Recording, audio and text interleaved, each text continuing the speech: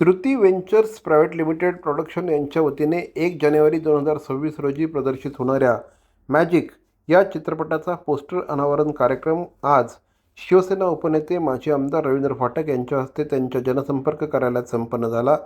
सर्वांनी आवर्जून हा चित्रपट प्रेक्षागृहात जाऊन बघावा असं आवाहन यावेळी श्री रवींद्र फाटक यांनी केलं। यावेळेस उपस्थित चित्रपटाचे दिग्दर्शक रवींद्र करमरकर, निर्माते राजू सत्यम, जुई भागवत, सिद्धिरूपा करमरकर यांनी चित्रपटाच्या शुभेच्छा दिल्या। खास करून माझे मित्र राजू सत्यम हे पहिल्या दिवसापासून आम्ही एकच मित्र असल्यामुळे आज ते मोठे प्रोड्युसर, हिंदी असेल, मराठी असेल आणि तेलुगू असेल, प्रत्येक पिक्चर मध्ये ते प्रोड्यूस करतायत आणि त्यांचा मराठी पिक्चर, मराठी याच्यामध्ये पहिलं पदार्पण केलेलं आहे। या मॅजिक पिक्चरची ऍक्टर्स आणि सर्वच त्यांचे कलाकार यांचं मनापासून मी अभिनंदन करतो। 1 तारीखला पिक्चर रिलीज होतोय। आपण सर्वांनीच, ठाण्याच्या सर्व जनता तर मराठी माणसं आणि सगळेच लोक बघतीलच पिक्चर, पण मी महाराष्ट्राच्या सर्व जनतेला मनापासून हे करेन की हा पिक्चर सगळ्यांनी बघावा। हा चित्रपट मुळातच हा चित्रपट लिहिताना फार माझ्या मनात होतं की आपल्या मराठी चित्रपटांमध्ये कौटुंबिक चित्रपटांची फार जडणघडण आहे, वर्षानुवर्ष होत आलेली आहे, पण मला तशा टाईपची फिल्म अजिबात करायची नव्हती किंवा चित्रपट करायचा नव्हता। सो मी ठरवून आम्ही एक सायकोलॉजिकल थ्रिलर बनवला।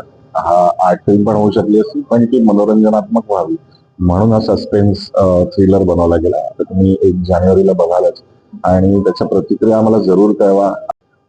अशा प्रकारचा चित्रपट मराठीत अजून तरी झालेला नाही।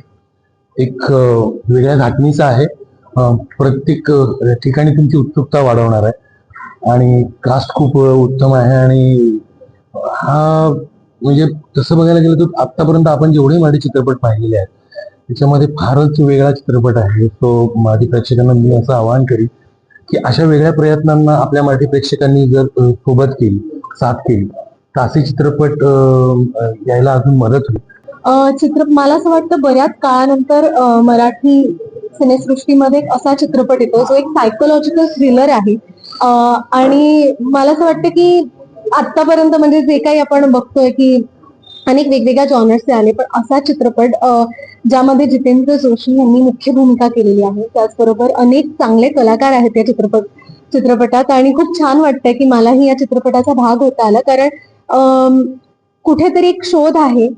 आता तो कसला आहे हा तुम्हाला 1 जानेवारी 2026 ला आमचा चित्रपट येतोच आहे तेव्हा कळेलच। भवानी ज्वेलर्स ठाणे, पारंपरिक आणि आधुनिक दागिन्यांचा अप्रतिम संगम। प्रत्येक स्त्रीची पहिली पसंती भवानी ज्वेलर्स ठाणे। नक्की भेट द्या।